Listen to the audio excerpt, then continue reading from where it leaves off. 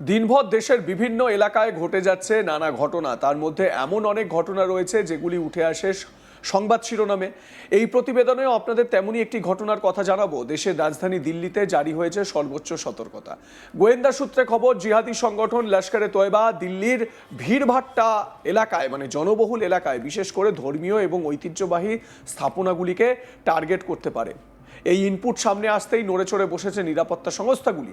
গোয়েন্দা সূত্রে যে তথ্য মিলেছে তাতে বলা হচ্ছে, পুরনো দিল্লির চাঁদনি চক এলাকার একটি মন্দির সম্ভাব্য টার্গেট হতে পারে। চাঁদনি চক এলাকা অত্যন্ত ঘনবসতিপূর্ণ, পর্যটক সমৃদ্ধ এবং ব্যবসায়িক গুরুত্বপূর্ণ। প্রতিদিন হাজার হাজার মানুষ এখানে আসেন কেনাকাটা করতে, দর্শন করতে বা ঐতিহাসিক স্থানগুলো ঘুরে দেখতে। ফলে এখানে কোনো হামলা হলে তার প্রভাব ভয়াবহ হতে পারে। শুধু মন্দির নয়, গোয়েন্দা রিপোর্টে আরও বলা হয়েছে যে সংবেদনশীল অঞ্চলগুলির মধ্যে রয়েছে ঐতিহাসিক লালকেল্লার আশপাশের এলাকাও। পরিকল্পনা থাকতে পারে আইইডি অর্থাৎ ইম্প্রোভাইজড এক্সপ্লোসিভ ডিভাইস ব্যবহার করে হামলা চালানোর। তবে নিরাপত্তা সংস্থার আধিকারিকরা জানিয়েছেন, এই ইনপুট এখনও যাচাইয়ের পর্যায়ে রয়েছে। প্রতিটি তথ্য খতিয়ে দেখা হচ্ছে, কোনো কিছুই হালকাভাবে নেওয়া হচ্ছে না। সতর্কবার্তা জারি হওয়ার পরই পুরনো দিল্লির মন্দিরগুলিতে নিরাপত্তা বহুগুণ বাড়ানো হয়েছে। আধা সামরিক বাহিনীর জওয়ানদের মোতায়েন করা হয়েছে। শুধু মাটির স্তরে নয়, উঁচু জায়গা থেকেও নজরদারি চালানো হচ্ছে, টহলদারি বাড়ানো হয়েছে। দিল্লি পুলিশের বিশেষ দল চাঁদনি চক এবং আশপাশের এলাকায় মোতায়েন রয়েছে। প্রবেশ ও প্রস্থানের পথগুলিতে চেকিং চলছে। সন্দেহজনক ব্যাগ, গাড়ি বা ব্যক্তির উপর কড়া নজর রাখা হচ্ছে। সিসিটিভি ফুটেজ নিয়মিত পর্যবেক্ষণ করা হচ্ছে। এই সতর্কতার পটভূমিতে রয়েছে মাত্র 3 মাস আগের এক ভয়াবহ ঘটনা। 2025 সালের 10ই নভেম্বর লালকেল্লার কাছে একটি গাড়ি বোমা বিস্ফোরণ হয়। সেই বিস্ফোরণটি ঘটে লালকেল্লা মেট্রো স্টেশনের কাছে একটি গাড়িতে। গাড়িটি বিস্ফোরকে বোঝাই ছিল। বিস্ফোরণে অন্তত 12 জন জানে শেষ হয়ে যান এবং 20 জনেরও বেশি আহত হন। আশপাশে থাকা একাধিক গাড়িতে আগুন ধরে যায়। এলাকায় চরম আতঙ্ক ছড়িয়ে পড়ে। তদন্তে পরে নিশ্চিত করা হয় যে বিস্ফোরণে অ্যামোনিয়াম নাইট্রেট ভিত্তিক বিস্ফোরক ব্যবহার করা হয়েছিল। এই ধরনের বিস্ফোরক সহজলভ্য উপাদান দিয়ে তৈরি করা যায় এবং জিহাদি সংগঠনগুলি প্রায়শই তা ব্যবহার করে। তদন্তকারী সংস্থাগুলি গাড়ির চালক হিসেবে চিহ্নিত করে ওমর মোহাম্মদ ওরফে ওমর উন নবীকে। জানা যায় সে ফরিদাবাদের আল ফালা বিশ্ববিদ্যালয়ের সঙ্গে যুক্ত একজন চিকিৎসক ছিল। ডিএনএ বিশ্লেষণের মাধ্যমে বিস্ফোরণের ধ্বংসাবশেষ থেকে উদ্ধার হওয়া মানবদেহের অংশের সঙ্গে তার মিল পাওয়া যায়, অর্থাৎ বিস্ফোরণের সময় সেও গাড়ির ভিতরে ছিল। তদন্তে আরও উঠে আসে সে হরিয়ানা ভিত্তিক একটি বড় জিহাদি নেটওয়ার্কের অংশ ছিল, যেটাকে হোয়াইট কলার বা ডক্টর মডিউল বলা হচ্ছে। তার সঙ্গে নিরাপত্তা সংস্থাগুলি ফরিদাবাদে প্রায় 2900 কেজি বিস্ফোরক উদ্ধার করে। এই ঘটনায় ডক্টর মুজাম্মিল এবং ডক্টর আদিল রাথন নামে 2 সহযোগীকে গ্রেপ্তার করা হয়। টেলিভিশন রিপোর্ট অনুযায়ী বিস্ফোরণের কয়েক ঘন্টা আগেই এই বড় উদ্ধার অভিযান চালানো হয়েছিল। তদন্তকারীদের অনুমান, নিরাপত্তা বাহিনীর চাপে পরে ওমর হয়তো আগেভাগেই গাড়িটি বিস্ফোরণ ঘটিয়ে দেয়। এই প্রেক্ষাপটে নতুন করে সতর্কবার্তা পাওয়ায় প্রশাসন কোনো ঝুঁকি নিতে চাইছে না।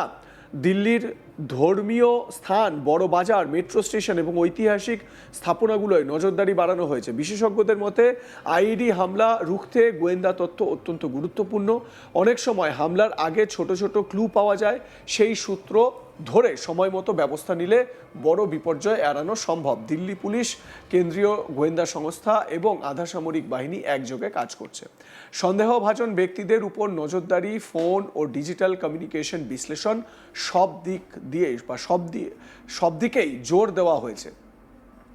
নাগরিকদেরও সতর্ক থাকতে বলা হয়েছে। অচেনা বা পরিত্যক্ত বস্তু দেখলে সঙ্গে সঙ্গে পুলিশকে জানাতে অনুরোধ করা হয়েছে। গুজব বা ভুয়ো খবর ছড়ানো থেকে বিরত থাকতে বলা হয়েছে।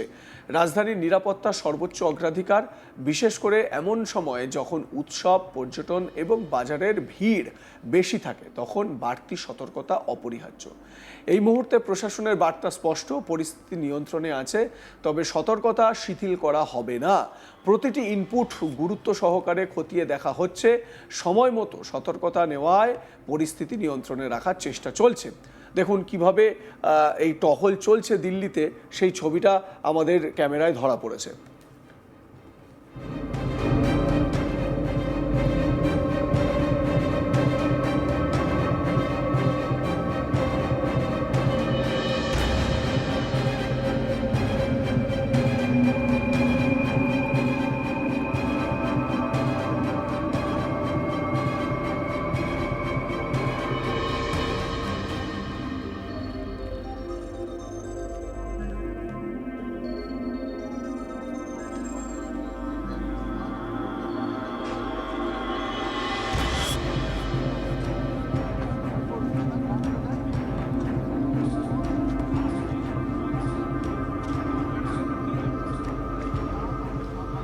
গোয়েন্দা সূত্রে যে তথ্য মিলেছে তাতে বলা হচ্ছে পুরনো দিল্লির চাঁদনি চক এলাকার একটি মন্দির সম্ভাব্য টার্গেট হতে পারে।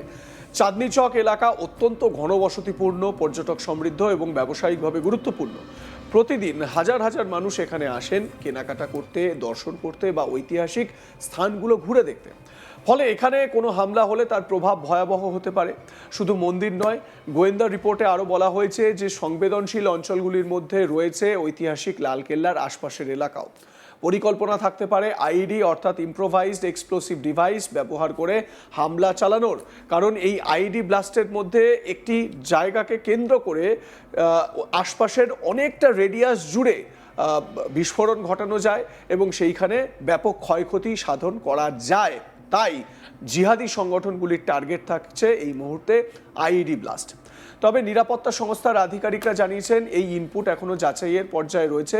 প্রতিটি তথ্য খতিয়ে দেখা হচ্ছে, কোনো কিছুরই গুরুত্ব হালকাভাবে নেওয়া হচ্ছে না। সতর্কবার্তা জারি হওয়ার পরই পুরনো দিল্লির মন্দিরগুলিতে নিরাপত্তা বহুগুণ বাড়ানো হয়েছে। আধাসামরিক বাহিনীর জওয়ানদের মোতায়েন করা হয়েছে। শুধু মাটি স্তরে নয়, উঁচু জায়গা থেকেও নজরদারি চালানো হচ্ছে, টহলদারি বাড়ানো হয়েছে। দিল্লি পুলিশের বিশেষ দল চাঁদনি চক এবং আশপাশের এলাকায় মোতায়েন রয়েছে। প্রবেশ ও প্রস্থানের পথগুলিতে চেকিং চলছে। সন্দেহজনক ব্যাগ, গাড়ি বা ব্যক্তির উপর কড়া নজর রাখা হচ্ছে। সিসিটিভি ফুটেজ নিয়মিত পর্যবেক্ষণ করা হচ্ছে। এই সতর্কতার পটভূমিতে রয়েছে মাত্র 3 মাস আগের ভয়াবহ ঘটনা। আপনারা জানেন 2025 সালের 10ই নভেম্বর লালকেল্লার কাছে একটি গাড়ি বোমা বিস্ফোরণ হয়। সেই বিস্ফোরণটি ঘটে লালকেল্লা মেট্রো স্টেশনের কাছে একটি গাড়িতে। গাড়িটি বিস্ফোরকে বোঝাই ছিল। বিস্ফোরণে অন্তত 12 জন জানে শেষ হয়ে গিয়েছিলেন এবং 20 জনেরও বেশি আহত হয়েছিলেন। আশপাশে থাকা একাধিক গাড়িতে আগুন ধরে গিয়েছিল। তদন্তে পরে নিশ্চিত করা হয় যে বিস্ফোরণে অ্যামোনিয়াম নাইট্রেট ভিত্তিক বিস্ফোরক ব্যবহার করা হয়েছিল। এই ধরনের বিস্ফোরক সহজলভ্য উপাদান দিয়ে তৈরি করা যায় এবং জিহাদি সংগঠনগুলি প্রায়শই তা ব্যবহার করে থাকে। তদন্তকারী সংস্থাগুলি গাড়ির চালক হিসেবে চিহ্নিত করে ওমর মোহাম্মদ ওরফে ওমর উন নবীকে। জানা যায় সে ফরিদাবাদের আলফালা বিশ্ববিদ্যালয়ের সঙ্গে যুক্ত একজন চিকিৎসক।